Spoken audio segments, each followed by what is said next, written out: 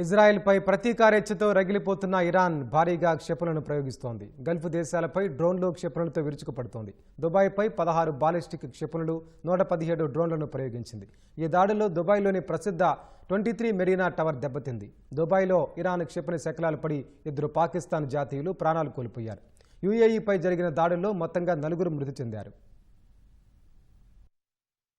Operation true promise 4లో భాగంగా Israel సహా Gulf దేశాల్లోని అమెరికా స్థావరాలు, ఎంబసీలే లక్ష్యంగా ఇరాన్ క్షిపణుల వర్షం కురిపిస్తోంది. అమ్ముల పొదిలోని ఫస్ట్, సెకండ్ జనరేషన్ మిసైళ్లను ఇరాన్ బయటకు తీసినట్లు తెలుస్తోంది. ఇజ్రాయెల్లోని టెల్ అవీవ్లో ఐరన్ డోమ్ గగనతల రక్షణ వ్యవస్థను తప్పించుకుని దూసుకువచ్చిన ఓ క్షిపణి విధ్వంసం సృష్టించింది. ఇజ్రాయెల్ ప్రధాన చమురు శుద్ధి కర్మాగారం ఐఫాపై ఖైబార్ క్షిపణులు విరుచుకుపడ్డాయి. ఇక్కడ భారీగా మంటలు చెలరేగాయి. తమ ఆయిల్ డిపోలపై దాడులకు ప్రతీకారంగానే హైఫాపై దాడులు చేసిన ఇరాన్ తెలిపింది. మర్కాజీ ప్రావిన్స్ లో ఒక ఇజ్రాయెల్ డ్రోన్ ను కూల్చినట్లు ఇరాన్ ప్రకటించింది. దుబాయ్లోని 23 మెరీనా ఆకాశ హర్మ్యంపై కూల్చివేసిన ఇరాన్ క్షిపణి శిథిలాలు పడి మంటలు చెలరేగాయి. ఈ దాడిలో స్వల్ప నష్టం వాటిల్లినట్లు దుబాయ్ ప్రభుత్వం తెలిపింది. ఇరాన్ ప్రయోగించిన 16 మిసైళ్లలో 15, 121 డ్రోన్లలో 119 ధ్వంసం చేశామని పేర్కొంది.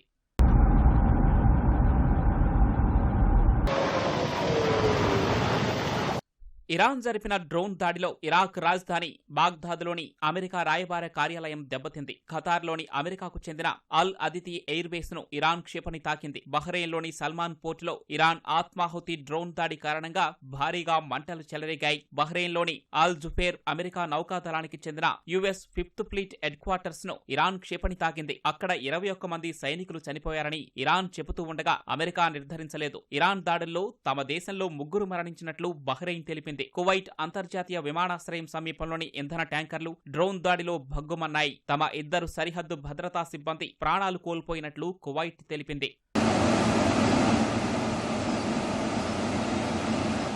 పలువురు అమెరికా సైనికులను బంధించినట్లు ఇరాన్ జాతీయ భద్రతా అధికారి లారిజానీ తెలిపారు. అయితే ఎక్కడి నుంచి ఎంతమందిని అన్న వివరాలు మాత్రం వెల్లడించలేదు. మరో 6 నెలలు యుద్ధం చేసే సామర్థ్యం తమకు ఉందని ఇరాన్ రెవల్యూషనరీ గార్డ్స్ కార్ప్స్ తెలిపింది. గల్ఫ్లో చమురును ఉత్పత్తి చేయకుండా, అమ్మకుండా చేస్తామని హెచ్చరించింది.